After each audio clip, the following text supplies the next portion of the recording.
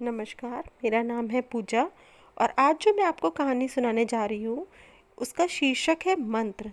यह मुंशी प्रेमचंद द्वारा लिखी एक लघु कथा है। लेकिन कहानी सुनाने से पहले एक निवेदन है, प्लीज़ मेरे इस चैनल को आप सब्सक्राइब ज़रूर करें और अगर कहानी सुनाने का यह ढंग आपको पसंद आए तो प्लीज़ इसको लाइक और शेयर भी करें।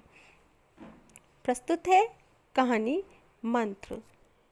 संध्या का समय था। डॉक्टर चड्ढा गोल्फ खेलने के लिए तैयार हो रहे थे। मोटर द्वार के सामने खड़ी थी कि दो कहार एक डोली लिए आते दिखाई दिए। डोली के पीछे एक बूढ़ा लाठी टेकता चला आता था।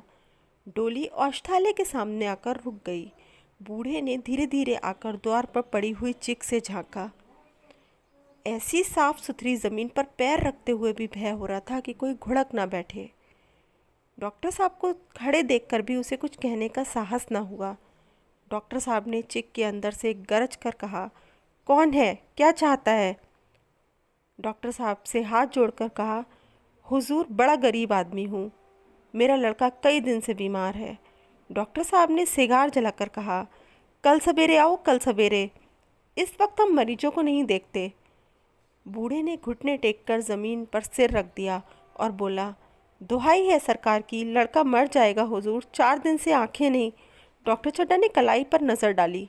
केवल 10 मिनट समय और बाकी था। गोल्फ स्टिक खूंटी से उतारते हुए बोले, कल सवेरे आओ, कल सवेरे, यह हमारे खेलने का समय है। बूढ़े ने पगड़ी उतारकर चौखट पर रख दी और रोकर बोला, हुजूर एक निगाह देख लें, बस एक निगाह, लड़का हाथ से चला जाएगा हुजूर। 7 लड़कों में यही एक बचा है हुजूर, हम दोनों आदमी रो रो कर मर जाएंगे सरकार, आपकी बढ़ती हुए दीन बंधु। ऐसे उजड़ देहाती यहाँ प्रायः रोज आया करते थे। डॉक्टर साहब उनके स्वभाव से खूब परिचित थे। कोई कितना ही कुछ ना कहे पर वे अपनी ही रट लगाते जाएंगे, किसी की सुनेंगे नहीं। धीरे से चिक उठाई और बाहर निकलकर मोटर की तरफ चले। बूढ़ा यह कहता हुआ उनके पीछे दौड़ा, सरकार बड़ा धर्म होगा, हुजूर दया कीजिए, बड़ा दीन दुखी हूँ, संसार में कोई और नहीं है बाबूजी। मगर डॉक्टर साहब ने उसकी ओर मुंह फेर तक कर नहीं देखा। मोटर पर बैठकर बोले, कल सवेरे आना। मोटर चली गई। बूढ़ा कई मिनट तक मूर्ति की भांति निश्चल खड़ा रहा।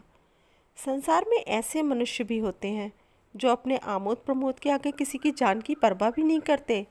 शायद इसका उसे अब तक विश्वास न आता था। संसार, सभ्य संसार इतना निर्मम, इतना कठोर है, इसका ऐसा मर्मभेदी अनुभव अब तक ना हुआ था। वह उन पुराने ज़माने की जीवों में से था जो लगी हुई आग को बुझाने, मुर्दे को कंधा देने, किसी के छप्पर को उठाने और किसी कलह को शांत करने के लिए सदैव तैयार रहते थे। जब तक बूढ़े को मोटर दिखाई दी, वह खड़ा टकटकी लगाए उस ओर ताकता रहा। शायद उसे अब भी डॉक्टर साहब के लौट आने की आशा थी। फिर उसने एक कहारों से डोली उठाने को कहा। डोली जिधर से आई थी उधर ही चली गई। चारों ओर से निराश होकर वह डॉक्टर चड्ढा के पास आया था। इनकी बड़ी तारीफ सुनी थी। यहाँ से निराश होकर फिर वह किसी दूसरे डॉक्टर के पास ना गया, किस्मत ठोक ली। उसी रात उसका हंसता खेलता 7 साल का बालक अपनी बाल लीला समाप्त करके इस संसार से सिधार गया। बूढ़े माँ बाप के जीवन का यही एक आधार था, इसी का मुंह देखकर जीते थे। इस दीपक के बुझते ही जीवन की अंधेरी रात भाएं भाएं करने लगी। बुढ़ापे की विशाल ममता टूटे हुए हृदय से निकलकर अंधकार आर्त स्वर से रोने लगी। कई साल गुजर गए। डॉक्टर चड्ढा ने खूब यश और धन कमाया, लेकिन इसके साथ ही अपने स्वास्थ्य की रक्षा भी की, जो एक साधारण बात थी।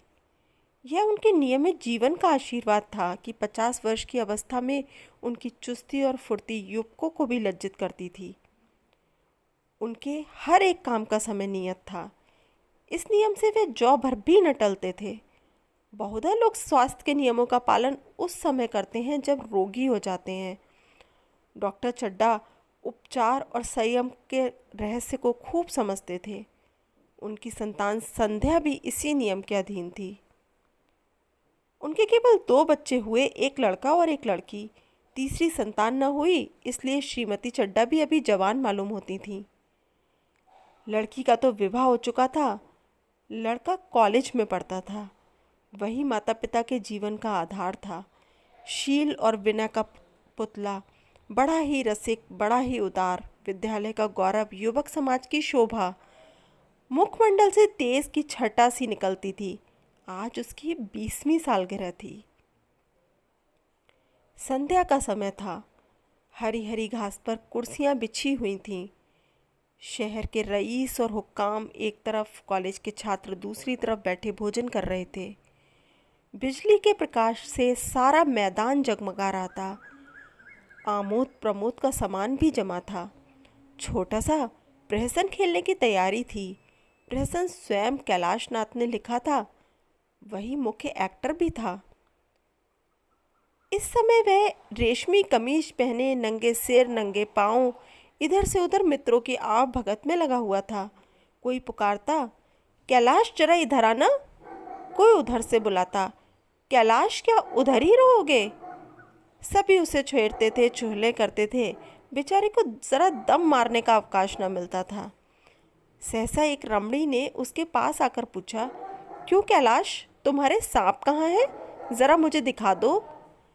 कैलाश ने उससे हाथ मिलाकर कहा, मृणालिनी, इस वक्त क्षमा करो, कल दिखा दूंगा। मृणालिनी ने आग्रह किया, जी नहीं, तुम्हें दिखाना पड़ेगा। आज मैं नहीं मानने की, तुम रोज़ कल कल करते हो। मृणालिनी और कैलाश दोनों सहपाठी थे और एक दूसरे के प्रेम में पगे हुए। कैलाश को सांपों के पालने, खिलाने और नचाने का शौक था। तरह तरह के सांप पाल रखे थे। उनके स्वभाव और चरित्र की परीक्षा करता रहता था। थोड़े दिन हुए उसने विद्यालय में सांपों पर एक मार्के का व्याख्यान दिया था। सांपों को नचाकर दिखाया भी था। प्राणी शास्त्र के बड़े बड़े पंडित भी यह व्याख्यान सुनकर दंग रह गए थे। यह विद्या उसने एक सपेरे से सीखी थी। सांपों की जड़ी बूटियां जमा करने का उसे मरज था। इतना पता भर मिल जाए कि किसी व्यक्ति के पास कोई अच्छी जड़ी है, फिर उसे चैन ना आता था। उसे लेकर ही छोड़ता था। यही व्यसन था। इस पर हजारों रुपए फूंक चुका था। मृणालिनी कई बार आ चुकी थी, पर कभी सांपों को देखने के लिए इतनी उत्सुक ना हुई थी। कह नहीं सकते आज उसकी उत्सुकता सचमुच जाग गई थी या वह कैलाश पर अपने अधिकार का प्रदर्शन करना चाहती थी, पर उसका आग्रह बेमौका था। उस कोठरी में कितनी भीड़ लग जाएगी, भीड़ को देखकर सांप कितने चौंकेंगे और रात के समय उन्हें छेड़ा जाना कितना बुरा लगेगा। इन बातों का उसे ज़रा भी ध्यान न आया। कैलाश ने कहा, नहीं, कल ज़रूर दिखा दूंगा। इस वक्त अच्छी तरह से दिखा भी तो न सकूंगा, कमरे में तिल रखने को भी जगह न मिलेगी। एक महाशय ने छेड़ कर कहा, दिखा क्यों नहीं देते? ज़रा सी बात के लिए इतना टाल मटोल कर रहे हो। मिस गोविंद, हरगिज़ न मानना, देखें कैसे नहीं दिखाते। दूसरे महाशय ने और रद्दा चढ़ाया, मिस गोविंद इतनी सीधी और भोली हैं, तभी आप मिजाज करते हैं। दूसरी सुंदरी होती तो इसी बात पर बिगड़ खड़ी होती। तीसरे साहब ने मजाक उड़ाया, अजीब बोलना छोड़ देती, भला कोई बात है? इस पर आपका दावा है कि मृणालिनी के लिए जान हाजिर है। मृणालिनी ने देखा कि ये शोधे उसे रंग पर चढ़ा रहे हैं, तो बोली, आप मेरी वकालत ना करें, मैं खुद अपनी वकालत कर लूँगी। मैं इस वक्त सांपों का तमाशा नहीं देखना चाहती। चलो, छुट्टी हुई। इस पर मित्रों ने ठट्ठा लगाया। एक साहब बोले, देखना तो आप सब कुछ चाहें, पर दिखाए भी तो। कैलाश को मृणालिनी की झेपी हुई सूरत को देखकर मालूम हुआ कि इस वक्त उनका इनकार वास्तव में उसे बुरा लगा है। जो ही प्रीति भोज समाप्त हुआ और गाना शुरू हुआ, उसने मृणालिनी और अन्य मित्रों को सांपों के दरवे के सामने ले जाकर महुअर बजाना शुरू किया। फिर एक एक खाना खोलकर एक एक सांप को निकालने लगा। वाह, क्या कमाल था! ऐसा जान पड़ता था कि वे कीड़े उसकी एक एक बात, उसके मन का एक एक भाव समझते हैं। किसी को उठा लिया, किसी को गर्दन में डाल लिया, किसी को हाथ में लपेट लिया। मृणालिनी बार बार मना करती कि इन्हें गर्दन में न डालो, दूर से ही दिखा दो, बस ज़रा नचा दो। कैलाश की गर्दन में सांपों को लिपटते देखकर उसकी जान निकलती जाती थी। पछता रही थी कि मैंने व्यर्थ ही इनसे सांप दिखाने को कहा, मगर कैलाश एक ना सुनता था। प्रेमिका के सम्मुख अपने सर्पकला का प्रदर्शन का ऐसा अवसर पाकर वह कब चूकता। एक मित्र ने टीका की, दांत तोड़ डाले होंगे।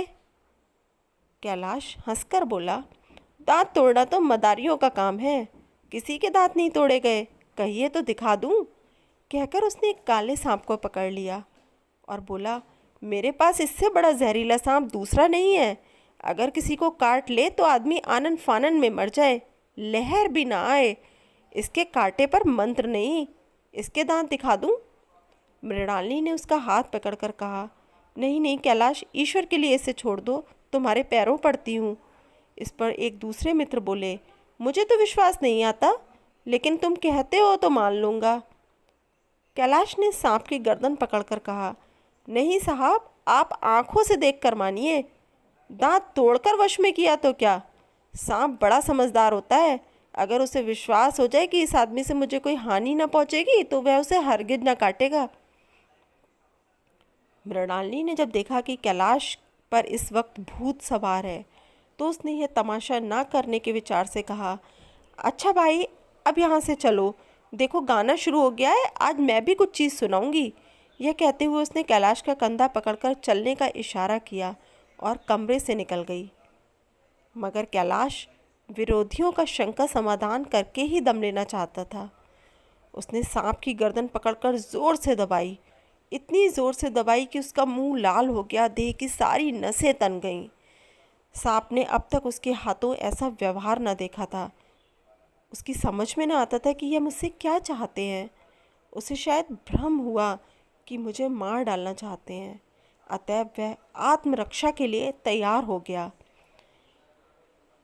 कैलाश ने उसकी गर्दन खूब दबाकर मुंह खोल दिया और उसके जहरीले दांत दिखाते हुए बोला, जिन सज्जनों को शक हो आकर देख ले, आया विश्वास या अब भी कोई शक है।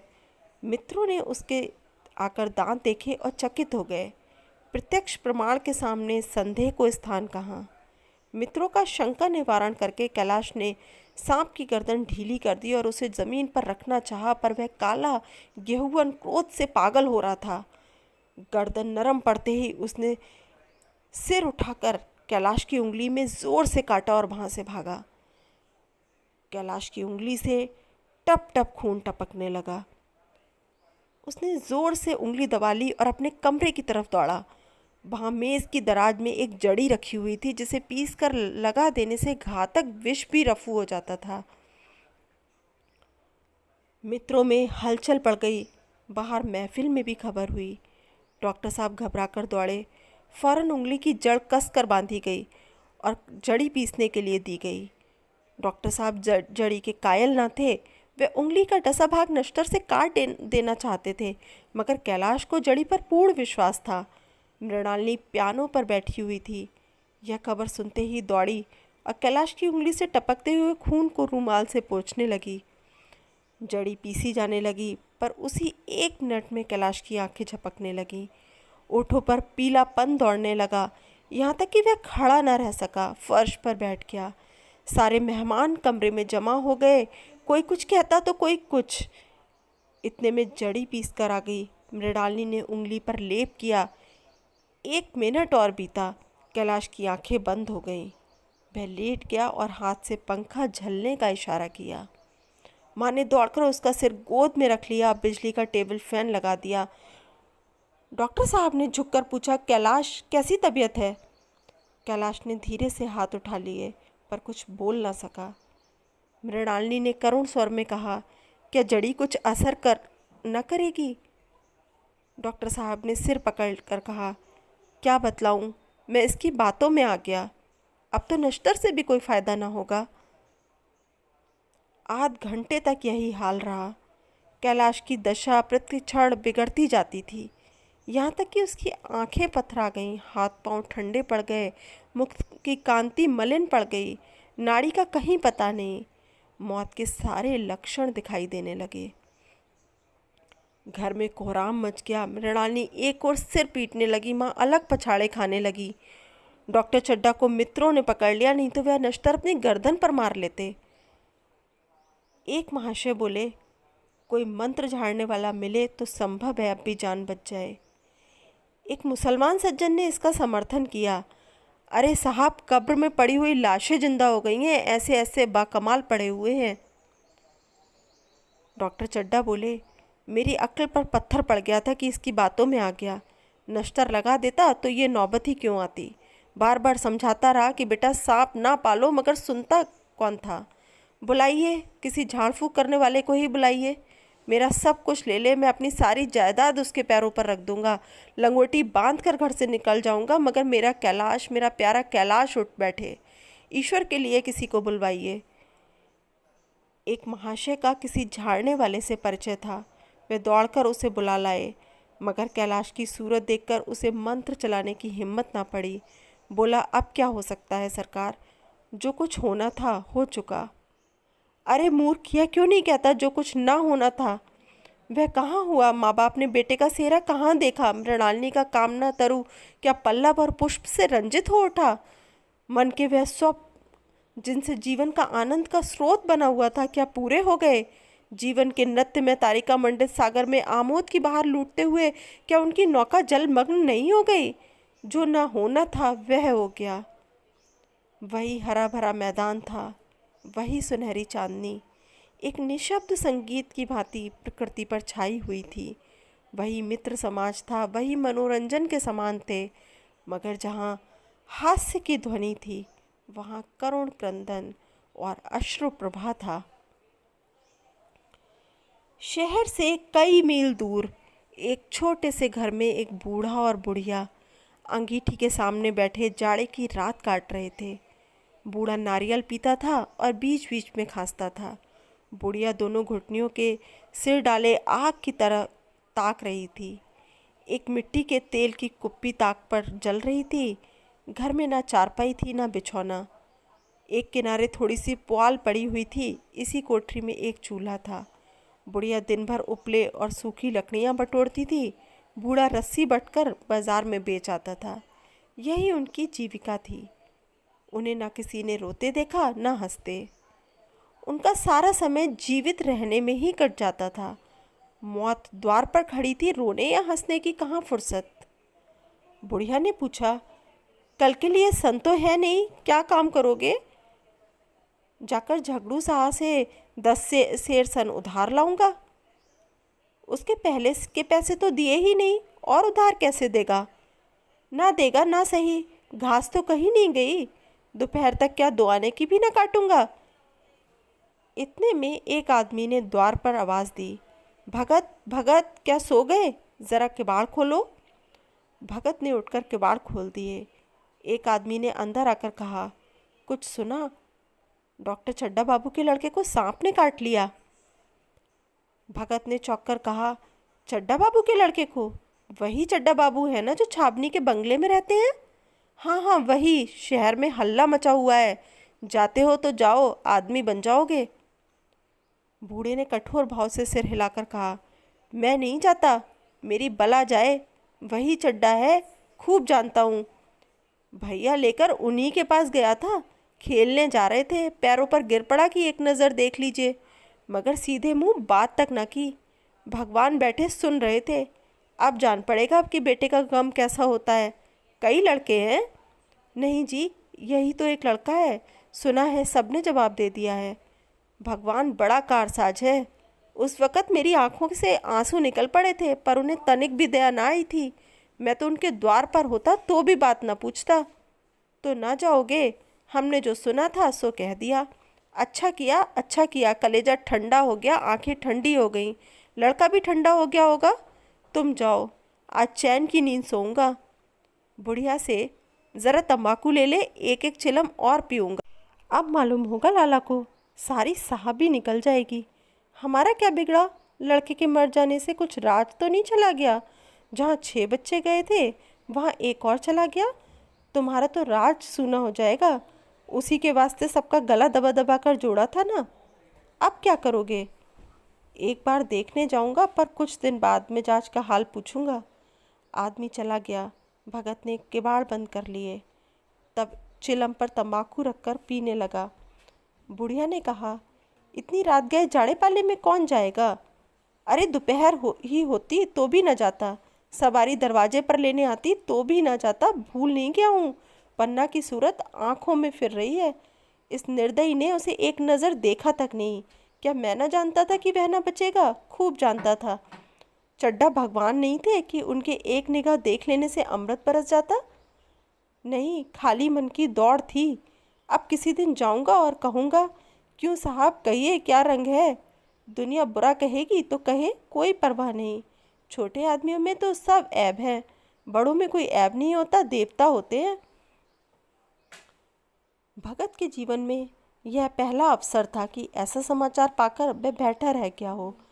80 वर्ष के जीवन में ऐसा कभी न हुआ कि सांप की खबर पाकर वह दौड़ न गया हो।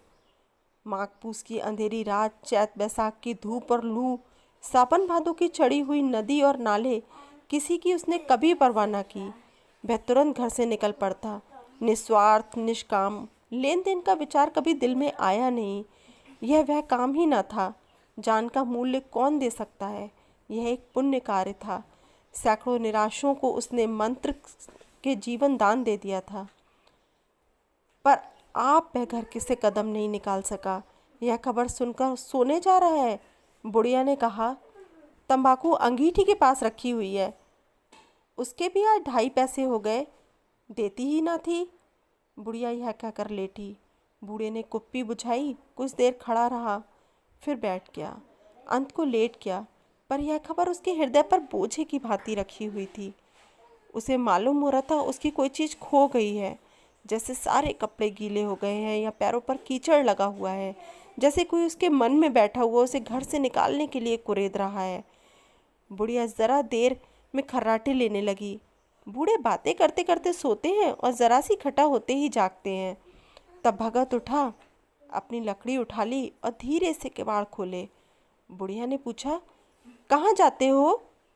कहीं नहीं, देखता था कितनी रात है। अभी बहुत रात है, सो जाओ। नींद नहीं आती। नींद काहे आवेगी, मन तो चड्ढा के घर पर लगा हुआ है। चड्ढा ने मेरे साथ कौन सी नेकी कर दी जो वहाँ जाऊँ? वह आकर पैरों पड़े तो भी ना जाऊँ। उठे तो तुम इसी इरादे से हो। नहीं री, ऐसा पागल नहीं हूँ जो मुझे कांटे बोए उसके लिए फूल बोता फिरूं। बुढ़िया सो गई। भगत ने किवाड़ लगा लिए और फिर आकर बैठा। पर उसके मन की कुछ ऐसी दशा थी जो बाजे की आवाज़ कान में पड़ते ही उपदेश सुनने वालों की होती है। आंखें चाहे उपदेशक की ओर हों, पर कान बाजे की ही ओर होते हैं। दिल में भी बापे की ध्वनि गूंजती रहती है। शर्म के मारे जगह से नहीं उठता। निर्दयी प्रतिघात का भाव भगत के लिए उपदेशक था, पर हृदय उस अभागे युवक की ओर था जो इस समय मर रहा था, जिसके लिए एक एक पल का विलंब घातक था। उसने फिर किवाड़ खोले, इतने धीरे से कि बुढ़िया को खबर भी ना हुई। बाहर निकल आया। उसी वक्त गांव का चौकीदार गश्त लगा रहा था। बोला, कैसे उठे भगत? आज तो बड़ी सर्दी है, कहीं जा रहे हो क्या? भगत ने कहा, नहीं जी, जाऊंगा कहाँ? देखता था अभी कितनी रात है, भला कै बजे होंगे? चौकीदार बोला, 1 बजा होगा और क्या। अभी थाने से आ रहा था तो डॉक्टर चड्ढा बाबू के बंगले पर बड़ी भीड़ लगी हुई थी। उनके लड़के का हाल तो तुमने सुना होगा, कीड़े ने छू लिया है, चाहे मर भी गया हो। तुम चले जाओ तो शायद बच जाए। सुना है 10,000 तक देने को तैयार है। भगत, मैं तो न जाऊंगा, चाहे मैं 10 लाख भी दें। मुझे 10,000 या 10 लाख लेकर क्या करना है? कल मर जाऊंगा, फिर कौन भोगने वाला बैठा हुआ है? चौकीदार चला गया। भगत ने आगे पैर बढ़ाया। जैसे नशे में आदमी की देह अपने काबू में नहीं रहती। पैर कहीं रखता है, पड़ता कहीं है। कहता कुछ है, जबान से निकलता कुछ है। वही हाल इस समय भगत का था। मन में प्रतिकार था, पर कर्म मन के अधीन न था। जिसने कभी तलवार नहीं चलाई वह इरादा करने पर भी तलवार नहीं चला सकता। उसके हाथ कांपते हैं, उठते ही नहीं। भगत लाठी खटखट करता लपका चला जाता था। चेतना रोकती थी, पर उपचेतना ठेलती थी। सेवक स्वामी पर हावी था। आधी राह निकल जाने के बाद सहसा भगत रुक गया। हिंसा ने क्रिया पर विजय पाई। मैं यूं ही इतनी दूर चला आया। इस जाड़े पाले में मरने की मुझे क्या पड़ी है? आराम से सोया क्यों नहीं? नींद ना आती ना सही, दो चार भजन ही गाता। व्यर्थ ही इतनी दूर दौड़ा आया। चड्डा का लड़का रहे या मरे, मेरी बला से। मेरे साथ उन्होंने ऐसा कौन सा सलूक किया था कि मैं उनके लिए मरूं? दुनिया में हजारों मरते हैं, हजारों जीते हैं। मुझे किसी के मरने जीने से क्या मतलब? मगर उपचेतन ने अब एक दूसरा रूप धारण किया जो हिंसा से बहुत कुछ मिलता जुलता था। वह झाड़ फूक करने नहीं जा रहा है, वह तो देखेगा कि लोग क्या कर रहे हैं। डॉक्टर साहब को रोना पीटना देखेगा, वह किस तरह सिर पीटते हैं, किस तरह पछाड़े खाते हैं। वे लोग तो विद्वान होते हैं, सब्र कर जाते होंगे। हिंसा भाव को यूँ धीरज देता हुआ वह फिर आगे बढ़ा। इतने में दो आदमी आते दिखाई दिए। दोनों बातें करते चले आ रहे थे। चड्डा बाबू का तो घर ही उजड़ गया। वही तो एक लड़का था। भगत के कान में यह आवाज़ पड़ी। उसकी चाल और भी तेज़ हो गई। थकान के मारे पाँव न उठते थे। शिरोभाग इतना बड़ा जाता था कि मानो अब मुंह के बल गिर पड़ेगा। इस तरह वह कोई 10 मिनट चला होगा कि डॉक्टर साहब का बंगला नजर आया। बिजली की बत्तियां जल रही थीं मगर सन्नाटा छाया हुआ था। रोने पीटने की आवाज़ भी ना आती थी। भगत का कलेजा धक धक करने लगा। कहीं मुझे बहुत देर तो नहीं हो गई?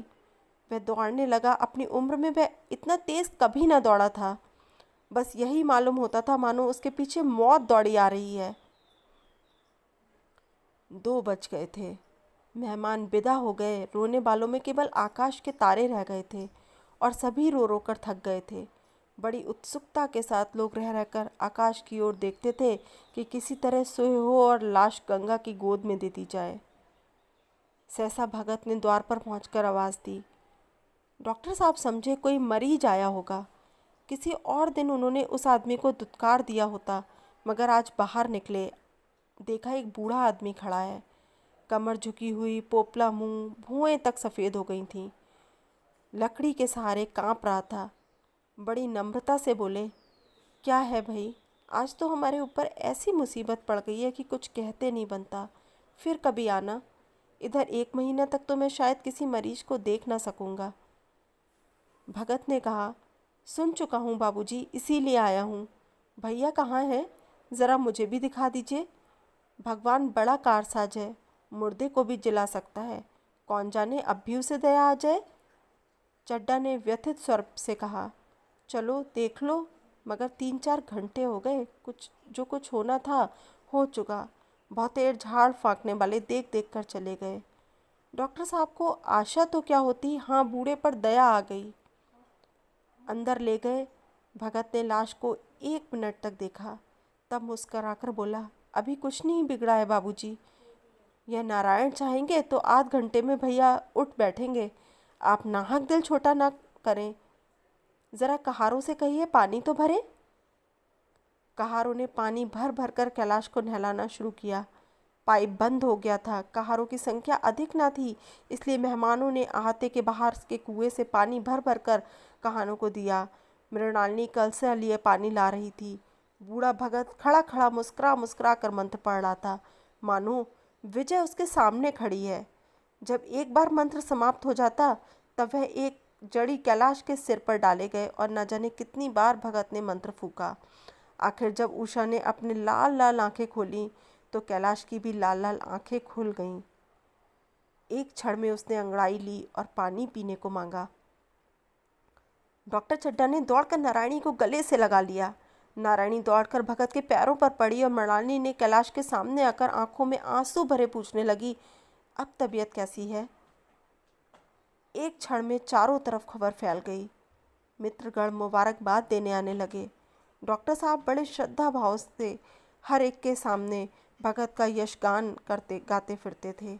सभी लोग भगत के दर्शनों के लिए उत्सुक हो उठे, मगर अंदर जाकर देखा तो भगत का कहीं पता न था। नौकरों ने कहा, अभी तो बैठे यहीं चिलम पी रहे थे। हम लोग तम्बाकू देने गए तो नहीं ली, अपने पास से तम्बाकू निकाल कर भरी। यहाँ तो भगत की चारों ओर तलाश होने लगी और भगत लपका हुआ घर चला जा रहा था कि बुढ़िया के उठने से पहले पहुँच जाऊँ। जब मेहमान लोग चले गए तो डॉक्टर साहब ने नारायणी से कहा, बुढ़ा ना जाने कहाँ चला गया, एक चिलम तंबाकू का भी रवादार ना हुआ। नारायणी, मैंने तो सोचा था इसे कोई बड़ी रकम दूंगी। चड्ढा, रात को तो मैंने नहीं पहचाना, पर ज़रा साफ हो जाने पर पहचान गया। एक बार एक मरीज को लेकर यह आया था। मुझे अब याद आता है कि मैं खेलने जा रहा था और मरीज को देखने से इनकार कर दिया था। आप उस दिन की बात याद करके मुझे जितनी ग्लानि हो रही है उसे मैं प्रकट नहीं कर सकता। मैं उसे अब खोज निकालूंगा और उसके पैरों पर गिरकर अपना अपराध क्षमा कराऊंगा। वह कुछ लेगा नहीं, यह जानता हूँ। उसका जन्म यश की वर्षा करने के लिए हुआ है।